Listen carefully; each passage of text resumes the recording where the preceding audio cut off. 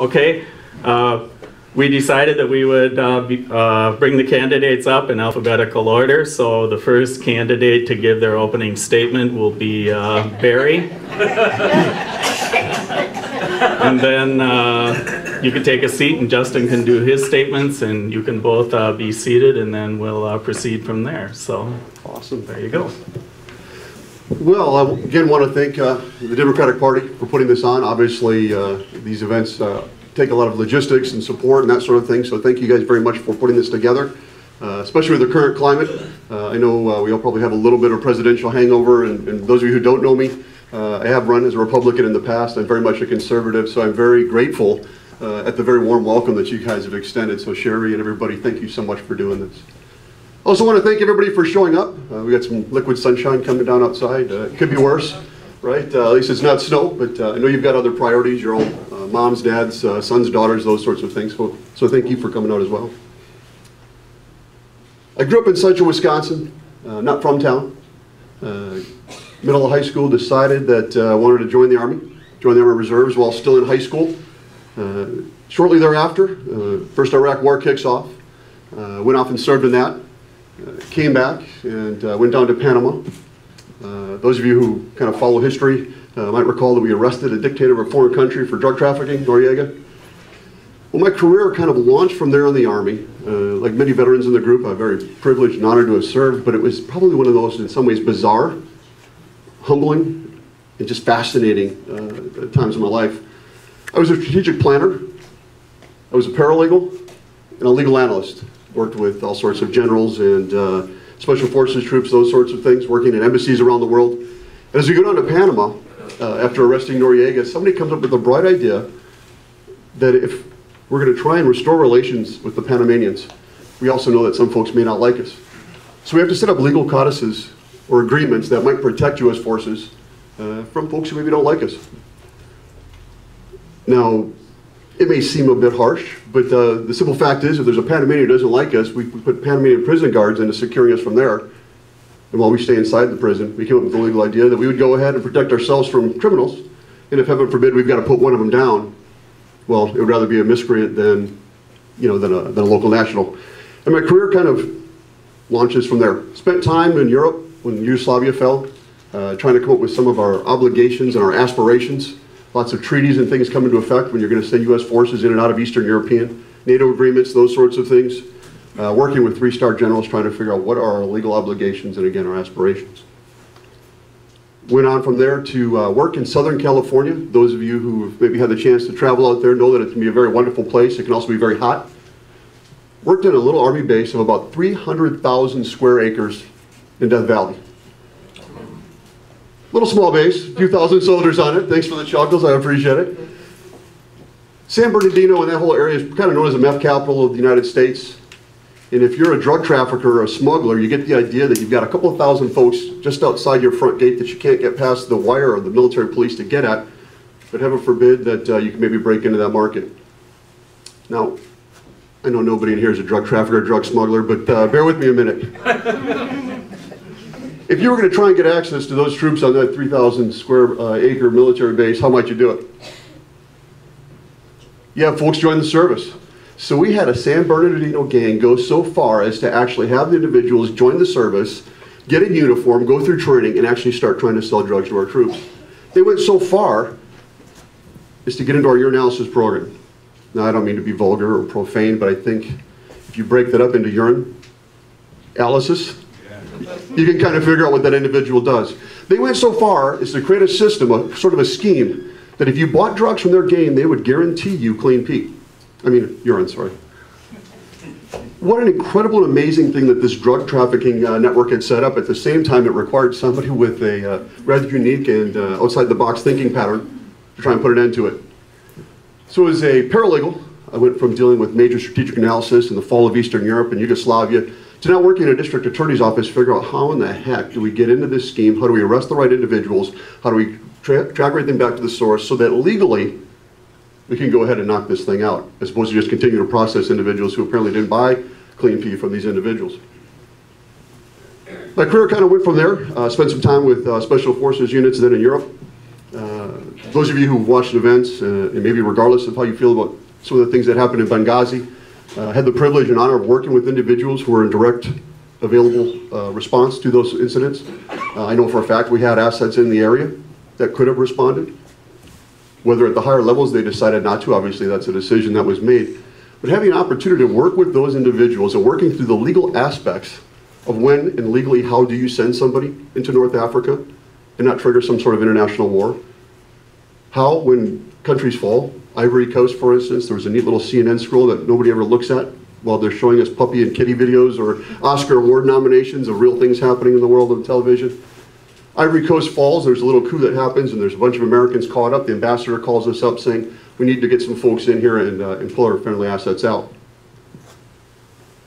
Well, as you can imagine, it gets kind of complicated. Back to obligations and aspirations and some of the things that I had the privilege and honor to do as a legal analyst. You would assume, of course, we're going to pull all the U.S. forces out.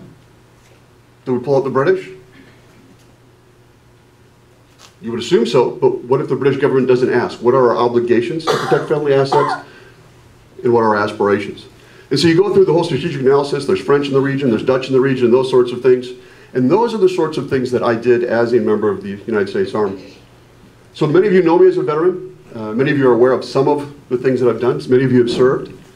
But I dare say that that is probably not a position that you've served in, the sorts of things that I've had the privilege and honor to do.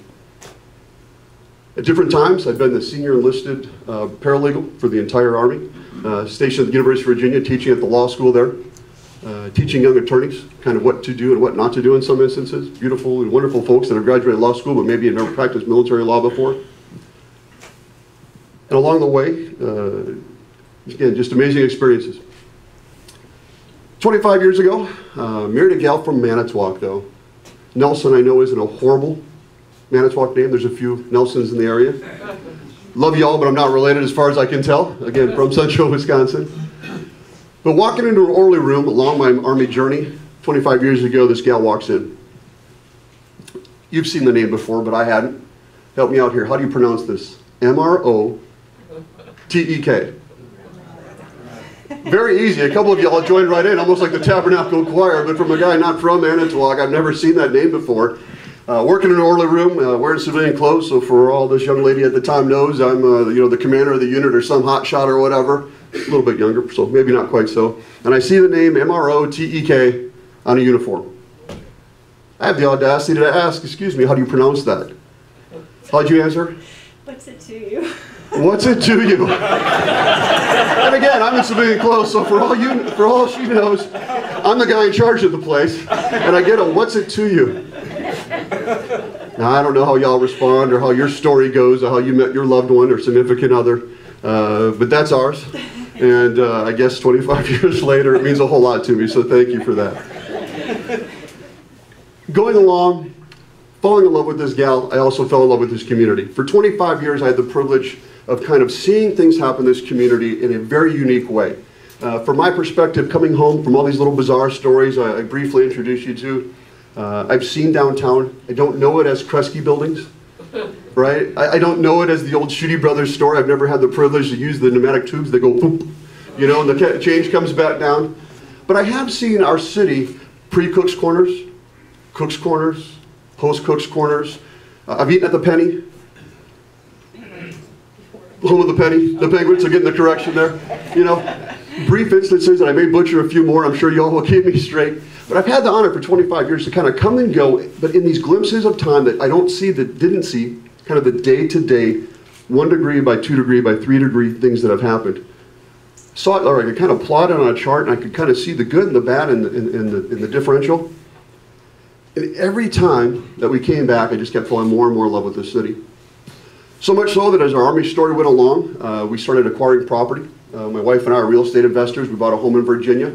The Army, when you're stationed at the University of Virginia, there's no barracks or housing there, at least of any inhabitable means, late 1700s stuff from the Jeffersons and, the Adamses of the world.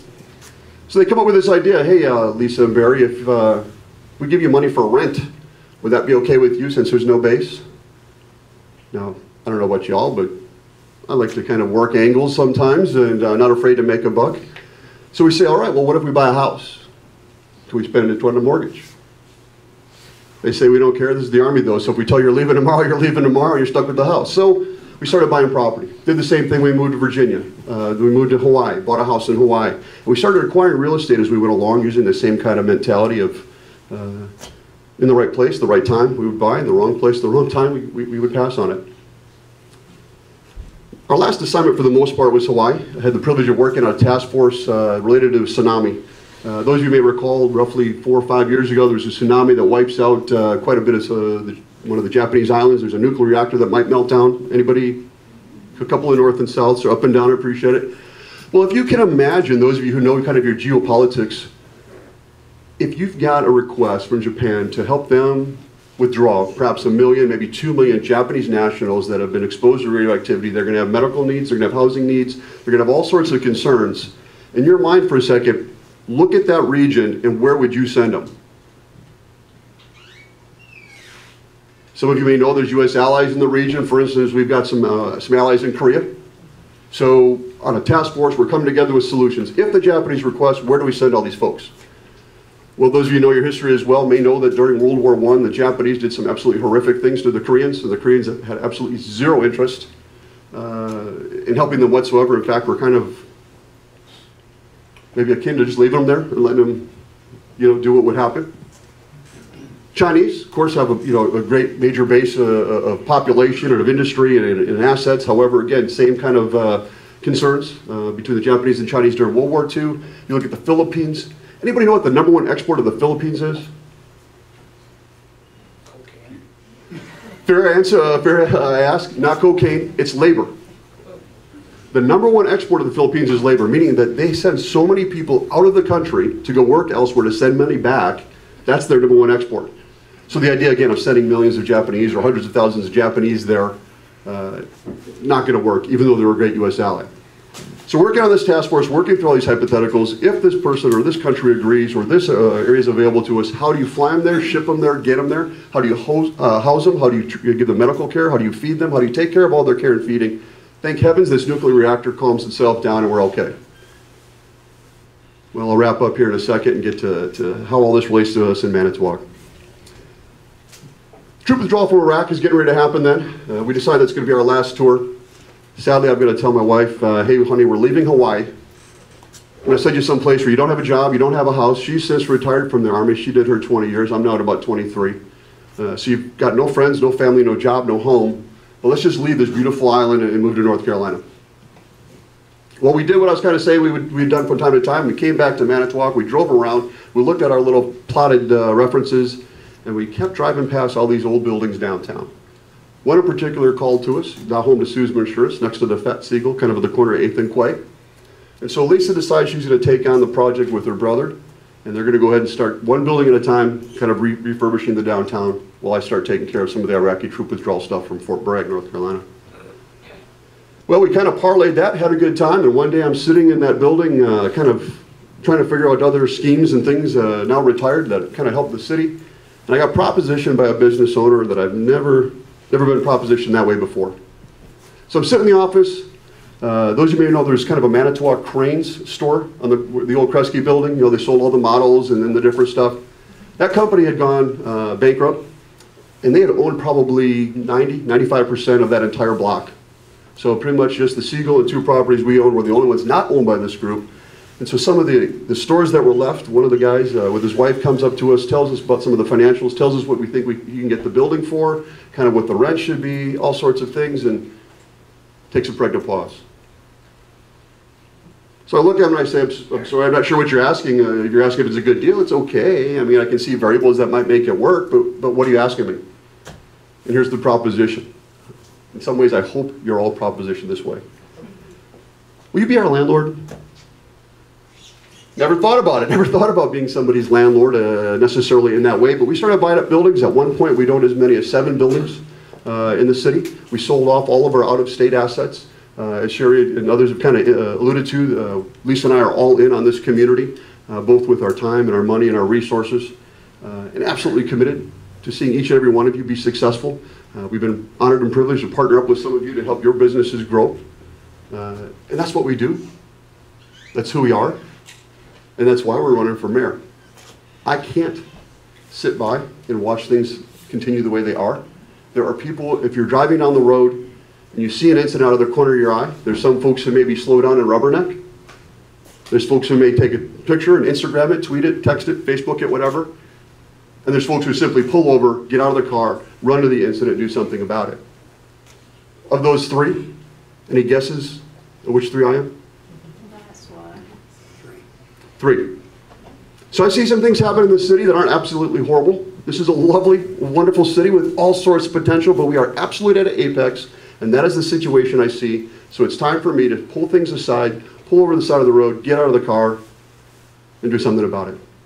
So I'm asking for your vote for mayor on April 4th, or start early voting, I don't mind. I believe March 14th, we should maybe see some ballots. And again, my name is Barry Nelson, asking for your vote. Thank you.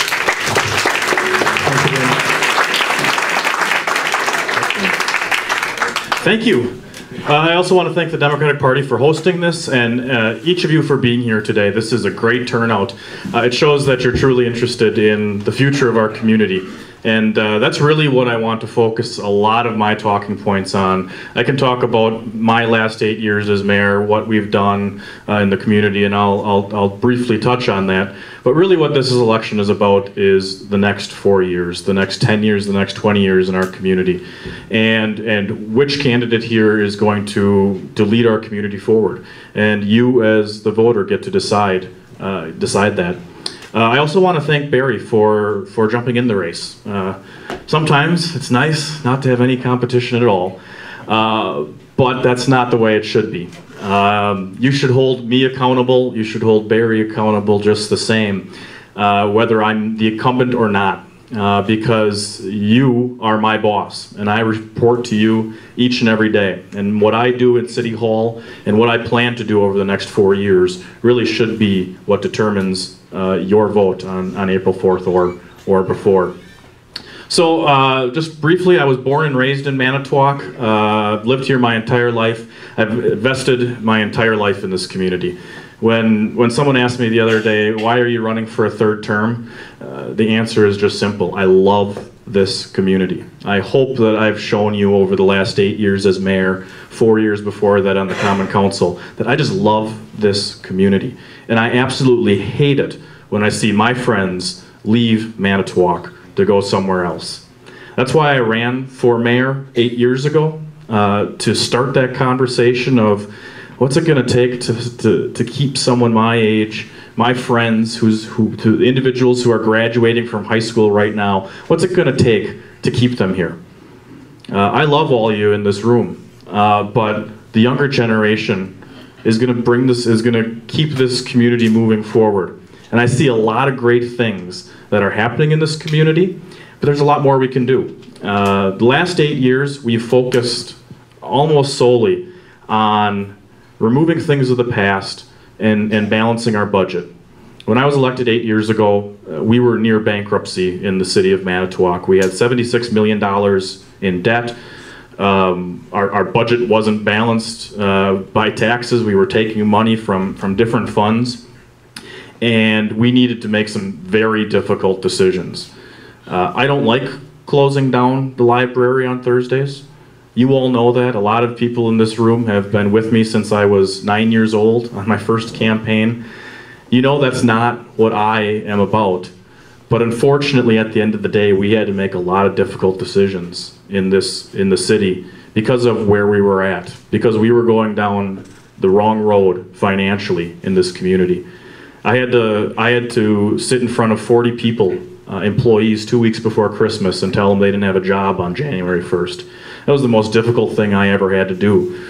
But we had to do it to get our budget balanced, to get our debt in line, and to be able to set ourselves up to reinvest back into this community. We've also spent the last 8 years focusing on the past 100 years. Miro and Manitowoc Company.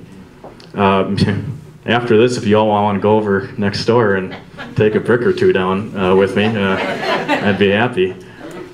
But we spent the last 8 years focusing on the Mid-City Mall, blight in the community, Miro, and the last 100 years in this community, we've focused solely on the Manitowoc Company and Miro. It hurt when Miro left. But if you look today, what took the place of the Miro plants. You go and look over on the northeast side of the city, we have Scano Aluminum, which took over one of the facilities. We have Tramontina, which is a Brazilian company that loves Manitowoc. We have Orion, which went through some tough times before, but they just announced they're adding 30 more employees.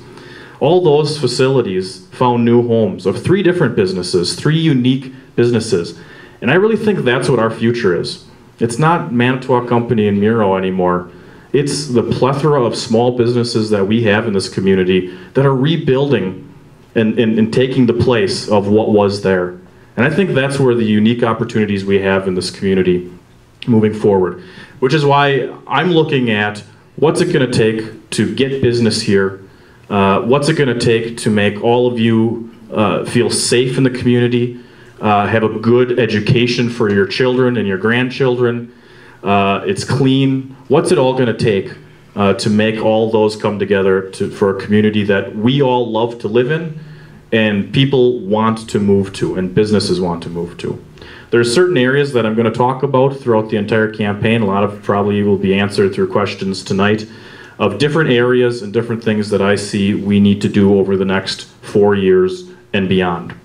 We've had to make difficult decisions the last 8 years. Fortunately, we're at a position in the city with our budget to be able to have conversations of putting money back into areas of the community, of putting money into neighborhood blight, a neighborhood blight program that I budgeted for this last year to get rid of the drug house in your neighborhood, to get rid of the blighted house that the landlord who lives in Texas doesn't care about at all. Get rid of those homes responsibly and clean up our neighborhoods.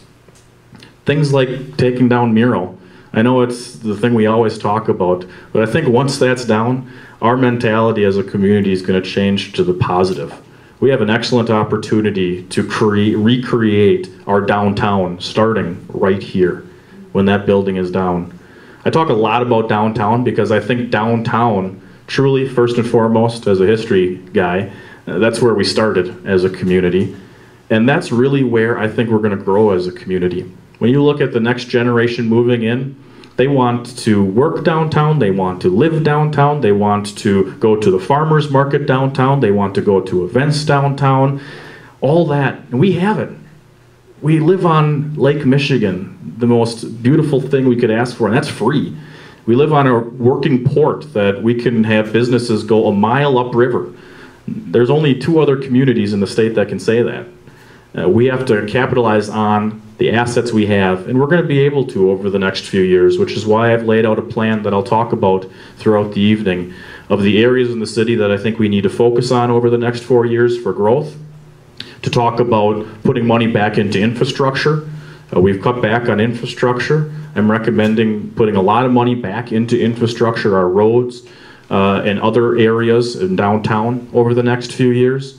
To talk about the drug problem that we have and how can we tackle it. How can we make Manitowoc a place that's known to everyone that if you want to deal drugs here, you're going to get caught and we're not wanted here. How do we do that? By cleaning up our neighborhoods. We can have all those conversations responsibly. How do we open up the library again on Thursday? How do we put people back to work in public works for snowstorms? Because they got cut back so drastically. We'll be able to do that over the next few years because of what we've done the last 8 years. I love this city. There's so many great things about it. My family is here. My nieces are here. I'm going to stay here as long as I can because this is a great place. There's so many positives about this community. There's a lot that we can do. And I'm excited, hopefully, to earn your vote to be able to be here for 4 more years to do that. So, I'm looking forward to questions.